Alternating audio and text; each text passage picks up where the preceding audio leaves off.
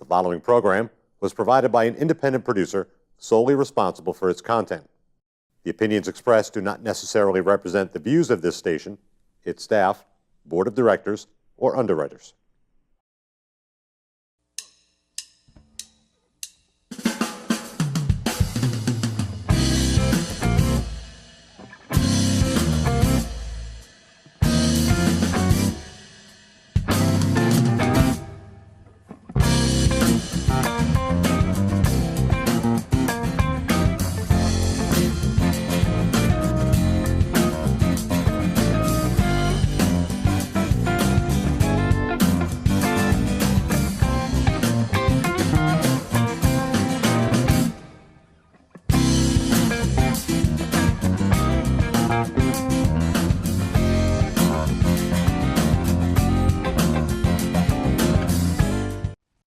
Welcome to another episode of Gate City Chronicles. I'm Kevin Avard, your host, and today I'm joined with Richard Hatton, and you're from you're going to be telling a story about the Palace Theater in Manchester, New Hampshire, and I'm thrilled to interview you. And I want to let everybody know that I saw him on stage not too long ago at an event recently at the Palace Theater. You were introducing the Bruce Springsteen tribute band. Yep. What an amazing concert. Yeah, Born in the USA is the name of the show. Born in the USA. Yeah. Oh, it was just amazing. The guy was fantastic.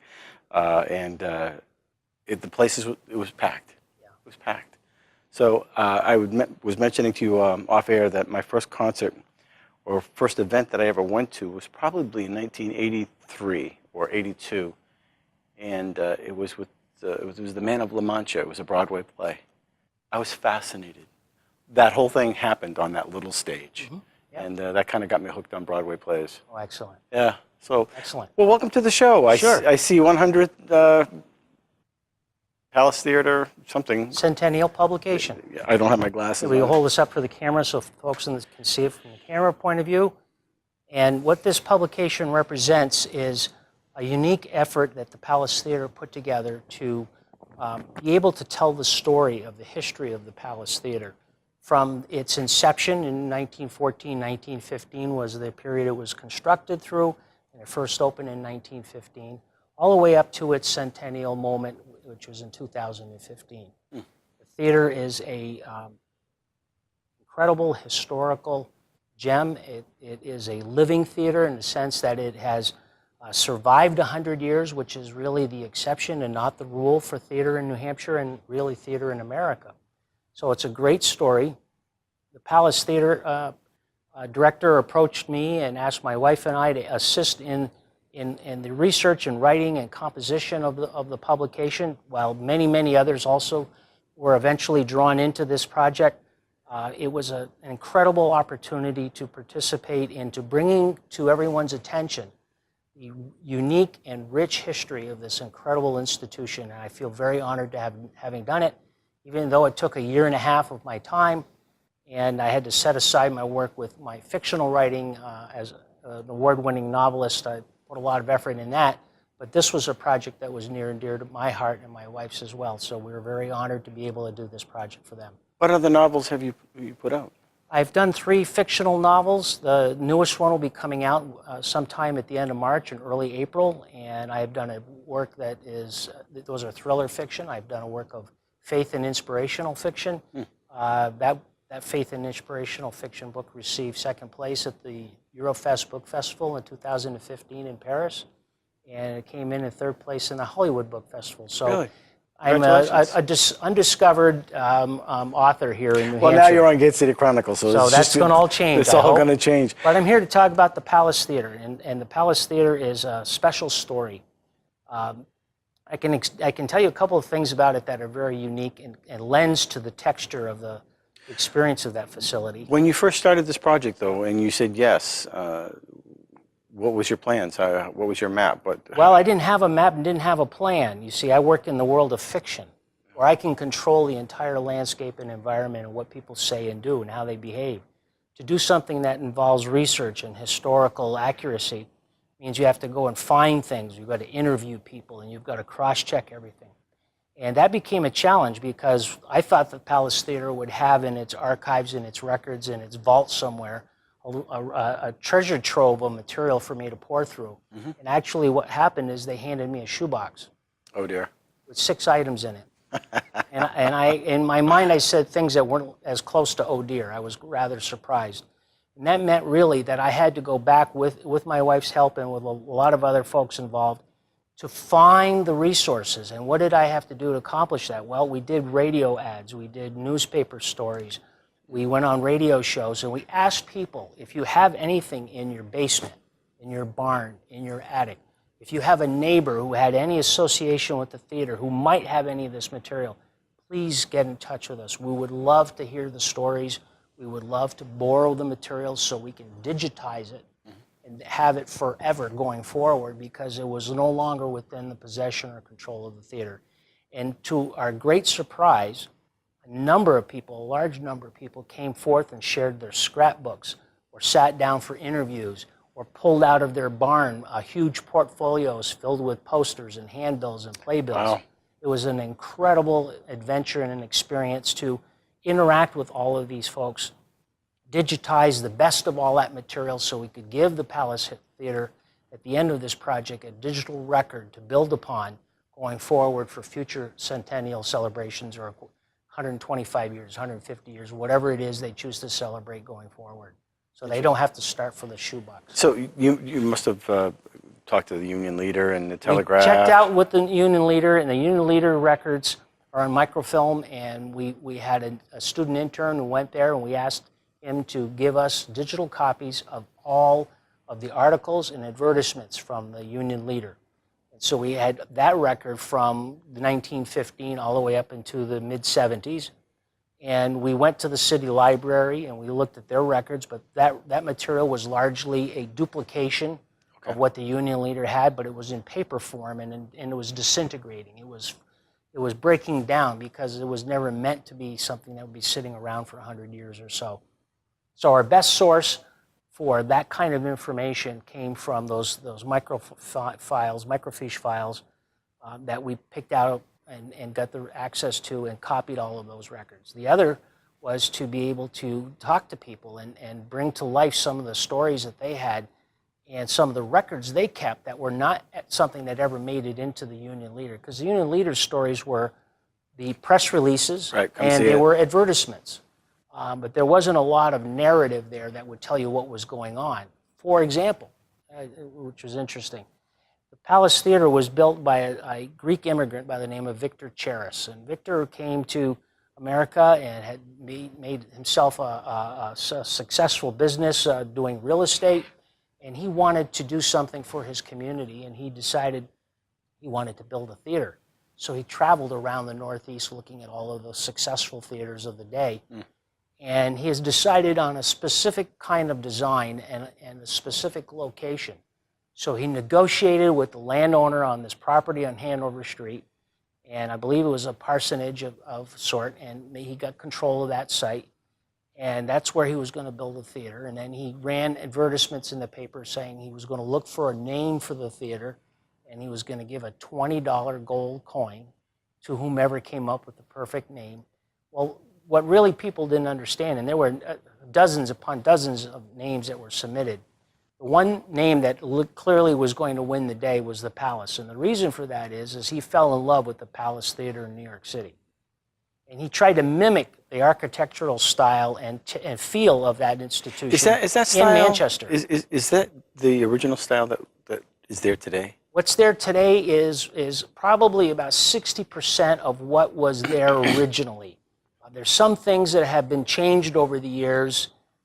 We don't know why and where the material went. For example, if you walk inside the theater itself, the back walls and up the staircases, there would be a lot more marbling on the walls. They would have had stone there and things of that nature. I did take a minute when I went to look around and just to look at everything. Yeah. I do marvel at some of the quality of and the detail. Well, what is always amazing to me is I was talking with a gentleman a few months ago, and they had done. They're planning on doing a painting upgrade of the inside of the theater and touching up all of the plaster of Paris and and the stylization that you see on the walls and the cornices and around the sides of the stage and everything. And there are places in the theater where there's over 20 layers of paint. So Ooh. you've got to really go down through all of that. To I'm find sure there's the some lead in original. there too, I would have. Probably, who knows? You know, there's a lot of legend in a place like that. But to look back at the history of this place, Victor Cherish wanted to build this wonderful facility. And he indeed did. And it opened up to rave reviews of the very first performance. And it was a play that was called Modern Eve. And people came from everywhere for it. And one of the stories that I heard about this was for that show, this family received 2 tickets. And the father came home from work. And how they got the tickets, we don't know. But he came home from work and he told his wife, and they had 9 kids. He said, I've got 2 tickets to go see Modern Eve at the new Palace Theater in Manchester. And they lived up on the hill in Manchester, up by where the reservoir is on Mammoth Road. Mm-hmm. Of course, in those days, it was dirt. It was a dirt road, and not many paved streets in Manchester. And so he said, here's the 2 tickets to his wife, and you decide who's going to go. And she thought the 2 of them would go, and, oh, no, I want you to go and pick one of the children. So they drew lots. And the young lady who received the winning ticket to go with her mother, they hitched a ride on the back of a wagon, horse-drawn wagon, to go down to Hanover Street, and they were dropped off in front of the theater. They wore their Sunday best clothes to go see a show at the Palace Theater, and she has never forgotten that experience. Isn't that something? That is. That's something to remember, too. And that's what live theater is all about, because it is more than entertainment. It moves you in an emotional and sometimes even a spiritual way. There's some deep quality that you get from sharing an experience with hundreds of other people. You laugh when they laugh, you cry when they cry, and you are surprised by the same things. There's just something about that, and you're bonded for that 2 hours or 3 hours of entertainment. You walk out of there and you just feel that you've had a special moment. An experience. I've gone to a lot of Broadway plays in New York, and but just going to the theater, it is a personal thing happening, and I've done a few Broadway shows myself, and being part of that, the feeling, there's a connection with the audience that you have. It's a spiritual feeling, isn't it? You're right there, and you can, and they're expecting something, and you're expecting to give, and somehow it all meets. Yep. Now, I noticed something with this concert that there must have been some people that go there on a routine basis, because as soon as this Bruce Springsteen guy was up there singing, they went into their little corners and they just started doing their dancing. Yeah, going to that show for a moment and departing from this topic, there are people who go regularly to the live entertainment shows, the musical side of the theater's repertoire. And they go there because it's great value. You know, for example, there was an artist who was part of the tribute series that Van Morrison, a tribute artist, and he was there to put on a show, and he did an amazing show. He had a 6 or 7 piece backup band, and for 2.5 hours he had the audience eating out of the palm of his hand. He costs, well, let's just say a fraction, a very small fraction of what Van Morrison himself would charge. Because Van Morrison would charge $700,000 to $800,000 to appear, and this show costs nowhere near that. I wouldn't imagine. So the ticket prices are at $29 or $25 are very affordable. Yep. And gives you a quality entertainment. That's why the live shows that the theater puts on in terms of musicals or stage productions, if you will, they're professional repertoire theater company. You're getting live music, and you're getting incredible, talented artists performing. I'll give you an example. The Christmas Carol show that plays there every holiday season, 27, 28 shows, and they're almost all sold out, okay? And there's shows during the school day period, and people are bussed in from all over the place, including northern Massachusetts, come there to see the show. So they get live music and great entertainment, great sets, great costuming, tremendous talent on the stage. Well, where does that talent come from? A handful of it might come from local artists. But the Palace Theater auditions every year in New York City. They rent a theater. They put out in a notice in the trade magazines, they're here to audition people. Here's the shows they're going to do. They invite artists to come in and bring their headshots and their resume and things like that. And they get to pick the cream of the crop. They get 4,000 and 5,000 people auditioning to come up here. And I'm play. sure they're happy to work. And they're not only happy to work, they're happy to come back after they've had the experience, because Manchester's audience, the people who regularly attend these shows, are very appreciative. They get to know the performers. They appreciate their talent and their energy.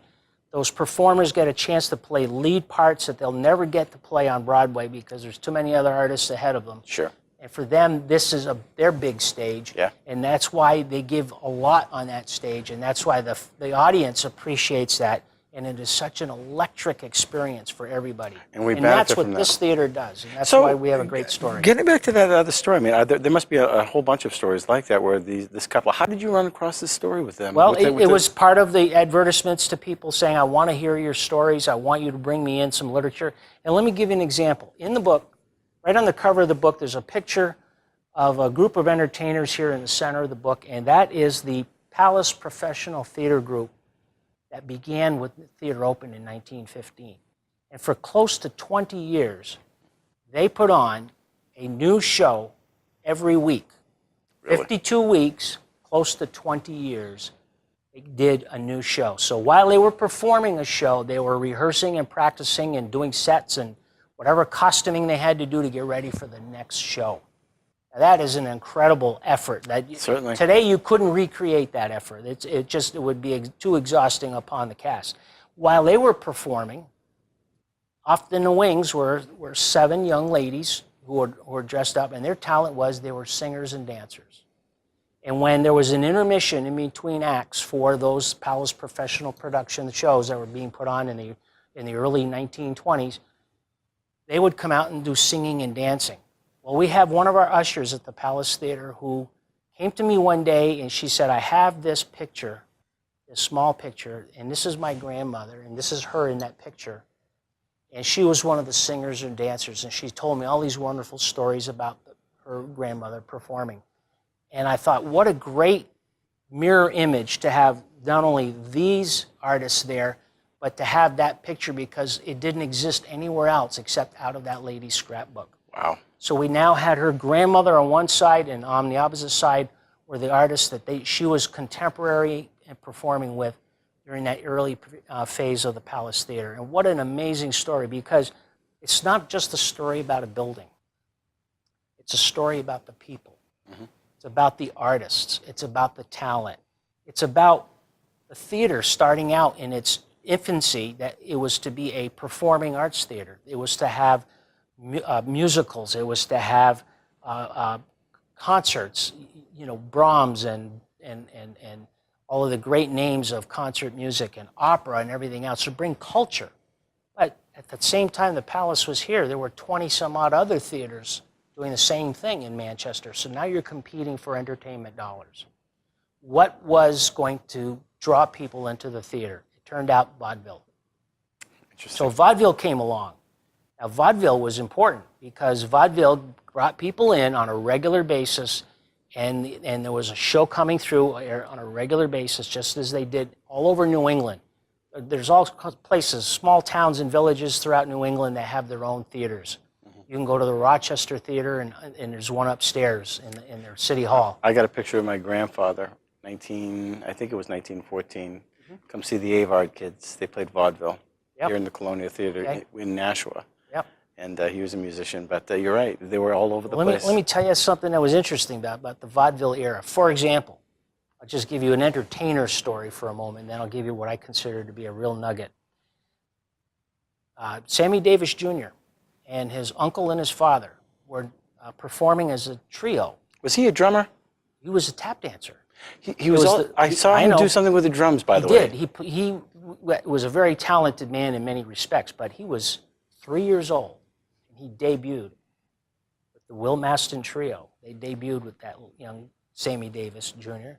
on the stage at the Palace Theater. Is that right? He came back over the span of the vaudeville era. He was there for over 40 different shows throughout his lifetime before he ventured off and went west to Las Vegas and eventually to L.A. and Hollywood. Became part of the Rat Pack. part of the Rat Pack. But vaudeville is where he got his start. Isn't that something? And what people of our generation sometimes don't always understand or recognize is that vaudeville entertainers, the best of the best in vaudeville, eventually migrated into silent pictures, into talking pictures, and eventually into television. Early television, the stars of early television were vaudevillians. Really? They endured because they knew how to entertain. They knew how to connect with an audience. They knew what it was that you needed to give an audience to make the audience want more. Isn't there somebody that plays at the Palace Theater? He actually plays music to silent movies. Is that at the Palace Theater? Years ago, they did that when vaudeville was starting to slow down. We had silent pictures. Silent pictures, people wouldn't come in and pay 1 cent or 2 cents to see a silent film because you need the drama of what you were seeing on the screen was enhanced by somebody sitting on the side playing piano. Right. And if it was live piano, that meant so much more rather than on a roll, okay? So that was part of the live entertainment experience. But let me give you some historical nuggets about this. The Palace Theater, when it opened in 1915, billed itself as the first fireproof building in New Hampshire. And what it really was is that it had a firewall on both sides of the theater. Now, that wasn't important at the time, but it was important in 1984 when a devastating fire consumed many buildings on that side of the same side of the street as the Palace Theater on Hanover Street. And it survived because of the firewall that was put there in 1915. Not required by codes because codes didn't exist in that era. I'm looking at the picture right now. Looking at the pictures now. I'll tell you something else. They also promoted themselves as the first air-conditioned. Oh, is that right? Yes, building in New Hampshire, and it turned out to be the second air-conditioned building in New England. The first of which was what is known commonly as the Wang Center in Boston, and they used the same method.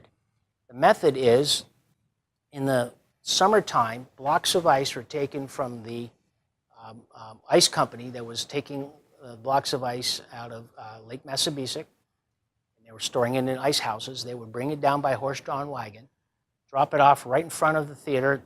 So there was a grate in the sidewalk, and it would open it up, and they would drop it into a chute, and the ice would be moved in storage. And then when needed, it was put into large steel vats. And there was a big, it's almost the size of an airplane propeller circulating over the top of that vat, pulling the cold air up into the ductwork of the theater. And that area is called the chillers, those big vats with the blocks of ice coming from Lake Massabesic. Then in the ceiling of the theater, upstairs, they had 2 cutouts in the roof with 2 more propellers sucking the hot air out of the theater, creating an airflow. That was the concept of air conditioning in 1915. So the Palace Theater was the first to have that and to have the added protection of firewalls. So it was on the cutting edge. But where it really became unique, and this is where I think it was the turning point that put the Palace Theater in a position to survive to today. A couple of things happened. 5 years after it was built, a Boston real estate developer approached Victor Charis and said, I want to make a deal with you. I want to have a partnership. We're going to tear down your theater, and we're going to build a luxury hotel on this site. And we're going to want customers to come in through that front door as they now come into your theater, and they'll enter the lobby of my hotel. And they will proceed across the lobby and out the back. And the back side was where we're going to put the theater. So as you walk in the Palace Theater today, the stage would have been straight ahead of you, not to your right. Right.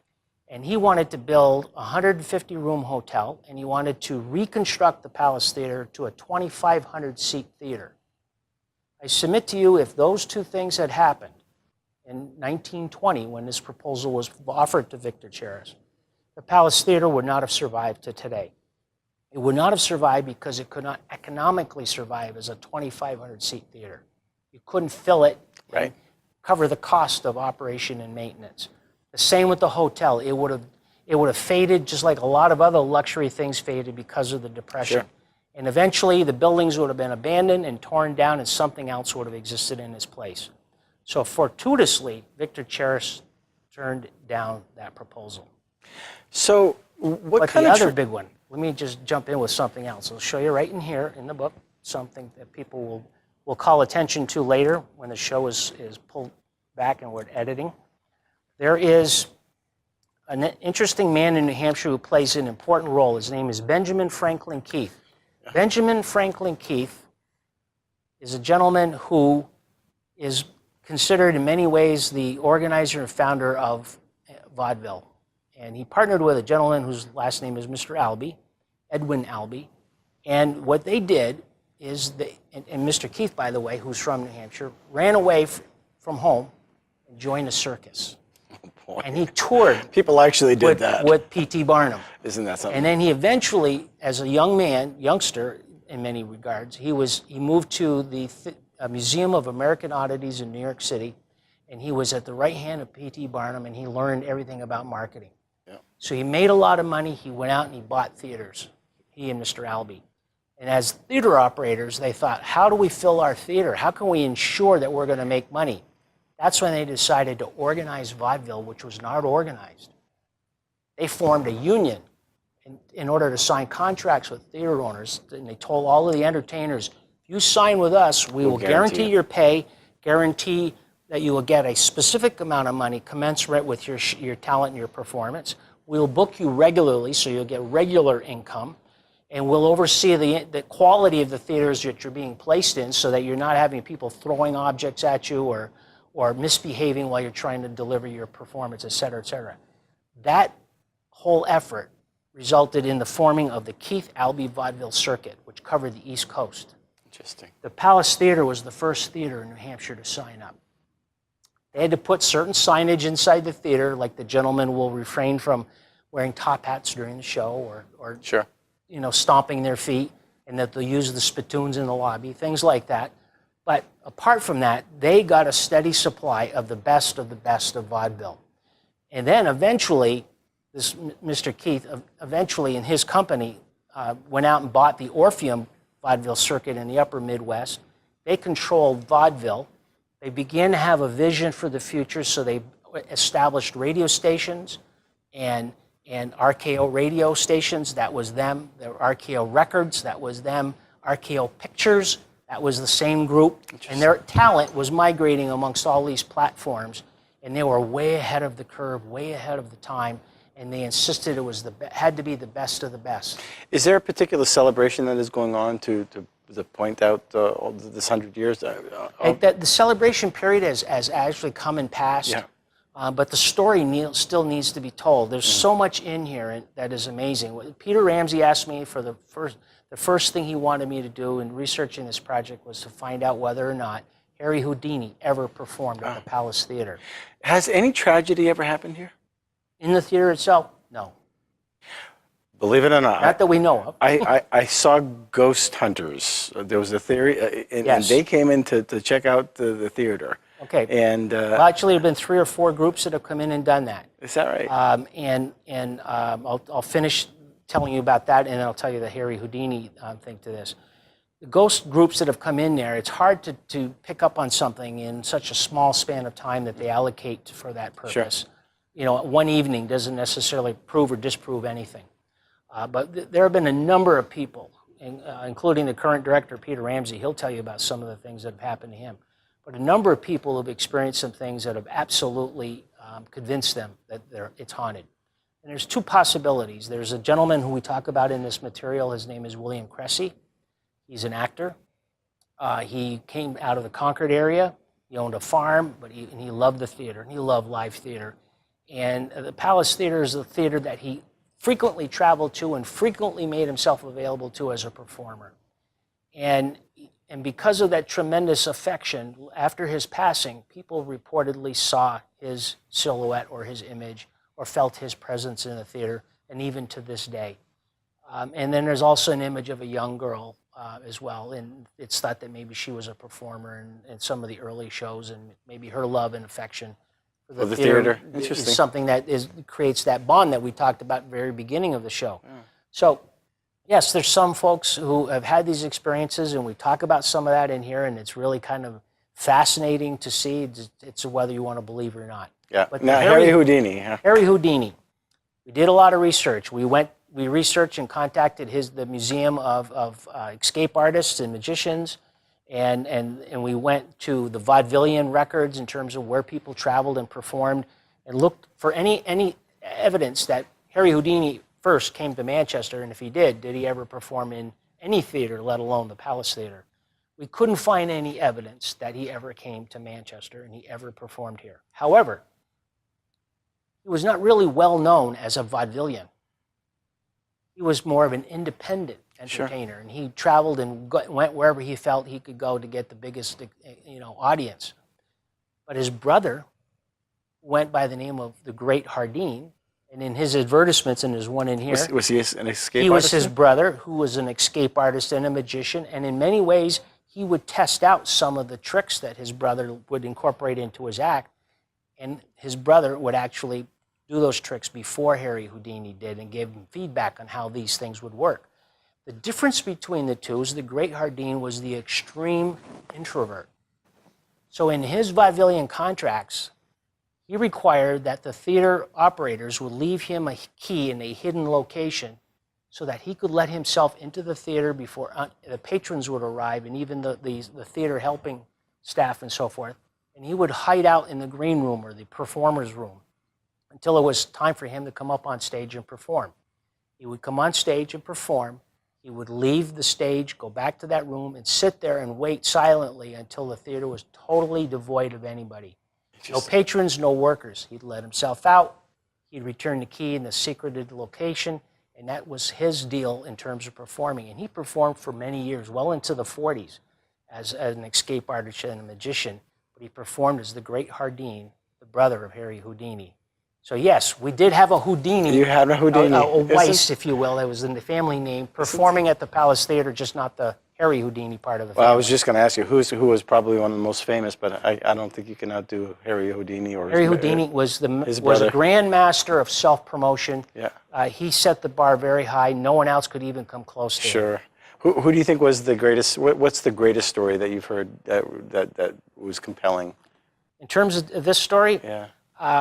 The thing that really holds my attention is this, and it's not even in the book, but it's emblematic of this story of live theater and entertainment. As an usher at the Palace Theater is something my wife and I do a great deal of. We get to see the audience and watch the audience reaction to shows. And let me tell you, when the children's shows are put on, where the audience is almost exclusively children, especially in the summertime, they have a summer series of children's shows. I'm upstairs as an usher, and Glenda, the good witch from The Wizard of Oz, comes up the stage all dressed up, and she's waiting for her cue for the spotlight to be on her. And all of a sudden, the children sitting in that area look, and they see her. Their eyes are like this. Their mouths are wide open. Yeah. They're pointing, and they are mesmerized. You've not only brought it to life, but you have put it within reach. Right. They can touch this person. After the show, they can go and have their picture taken with them. Those are memories that will endure and last a lifetime. A lot more than this. That's what theater does. Yeah. It's better than video games. It's better than rental of movies. You cannot put a comparable value that live theater presents to entertainers, and especially to audiences, especially with young children. They are the most impressionable. Sure. They are absolutely awestruck by the sound of music that's live, by the performers on the stage, and the performers go out of their way to connect with the audience. That's not in the book, but in many ways it captures the spirit of the story of the Palace Theater, that live theater is a community bonding moment. It's an opportunity to experience emotionally and intellectually things with a group of people, and you build memories. And so my expression, and Peter Ramsey uses this a lot too, in fact I think he's the one who started it, is the Palace Theater builds memories. I'm sure it does, and I appreciate you coming on the show. Before we close the show, you were the opening act, if you were before the Bruce Springsteen thing. Well, it was. I turned to my wife. I said, "That can't be the guy who's going to be Bruce Springsteen." No. And you made an announcement. Yes, I'm a volunteer with a charity that is sponsoring a series of shows at the Palace Theater to raise awareness about the charity, and in the charity that we are involved with is the New Hampshire Prostate Cancer Coalition, and we're out there trying to raise awareness about prostate cancer as a disease. And it is called a silent killer for a good reason, because men don't talk about it. Men don't like to go out and get tested for this. And we're trying to raise the awareness that if you can get tested and get the spouses involved in this process, if you can get testing, you can get better treatment options, you can have a better quality of life, and it's not something that you fool around with. You don't want to postpone testing. It's not, the myth is that it's you'll die of something else before you'll die of prostate cancer. Not true. Because in New Hampshire, on an annual basis, about 225 to 250 men will die every year from prostate cancer. Every year? Every year. And Wow. about 1,200 to 1,500 will learn that they have prostate cancer every year. That's interesting. As many women as will learn that they have breast cancer Yeah. and will die from breast cancer. So it's on an equal footing in terms of its impact in the community, but it's not anywhere near that in terms of its awareness. And on that note, I'm going to point out that if you're of age, go get a mammography. My wife does that at Lowell General, and you would not believe how many people are surprised. And you do not want to put that off. Well, the thing that I've come to learn and appreciate the most is that there are some cancers that are unique to the individual, and there are others that are actually inheritable. Right. And the risks of inheritance, rather, I should say. And prostate cancer is one that's got a higher incidence of inheritable risk. Interesting. And if a father or a grandfather or an uncle or other family member has the disease, suddenly your risk factor is twice as high. Interesting. If you're an African American and there's someone in your family that has the disease, then the chance of your getting is almost certain. Oh. So there are things that people need to understand, and that's another important, compelling reason to be tested, because you need to know that you have it, and you need to make aware your family members, because it will affect your children and your grandchildren and so forth. And how do they reach out to your charity? We have a website, which is pccnh.org. All right, and not to take away from the Palace Theater, can people get a copy of this? People can get a copy of this book from the Palace Theater. They can contact them by calling them or going on their website. It's available for $29.50, and that makes no money for the theater. It's just to recover the cost of production. Interesting. I really am very grateful for you. You captured my imagination just thinking about the history of the Palace Theater. I'm so excited you've given me this opportunity to come here and talk about this tonight. Thank you very much. All right. All right. And if you have a story and you want to come on the show and talk about it, we'd love to have you. Just reach us at gatecitychronicles@gmail.com. Until next week, thanks for watching.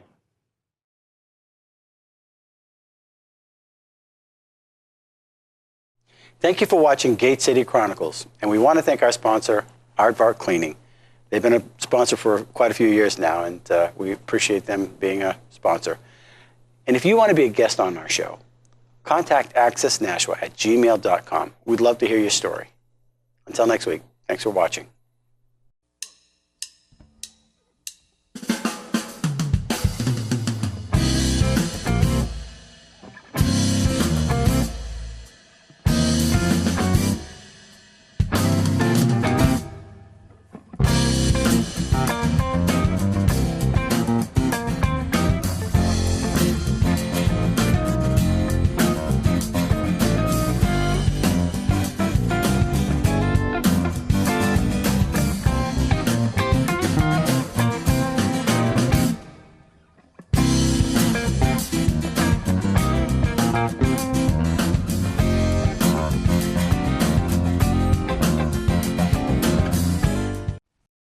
The preceding program was provided by an independent producer solely responsible for its content. The opinions expressed do not necessarily represent the views of this station, its staff, board of directors, or underwriters.